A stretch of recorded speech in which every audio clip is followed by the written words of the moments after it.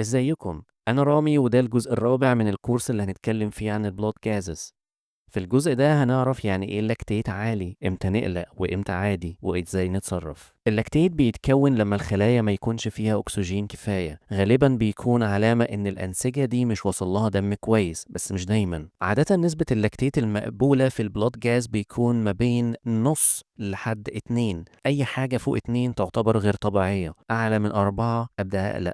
اللاكتيت بيعلى لسببين، السبب الأول هو نتيجة لنقص الأكسجين واللي علميا بنسميه hypoxia related. السبب التاني واللي هو أي حاجة بتزود اللاكتيت بس ملهاش علاقة بالأكسجين، وهنعرف إيه الحاجات اللي ممكن تزود اللاكتيت وملهاش علاقة بالأكسجين. طيب إمتى أقلق؟ اللاكتيت العالي مش دايما خطر، واحد جاله تشنجات هتلاقي اللاكتيت بتاعه عالي بس بيرجع طبيعي، إنما مريض عنده انفكشن واللاكتيت بتاعه 4 دي تعتبر علامة خطر. طيب لقينا اللاكتيت عالي هنعمل ايه؟ دور على السبب، هل هو هايبوكسيا ريليتد ولا حاجة تانية؟ عالج السبب، ابدأ بأكسجين، ابدأ ب IV fluids لحد ما تفرج. مهم نعيد اللاكتيت تاني بعد ساعة أو 2 عشان نتأكد إن الأمور بتتحسن والعلاج اللي بنبنيه جايب نتيجة.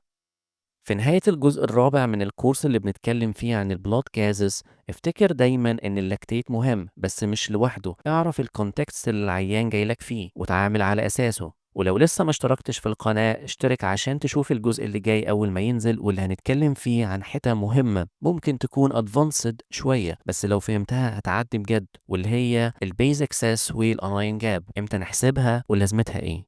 سلام.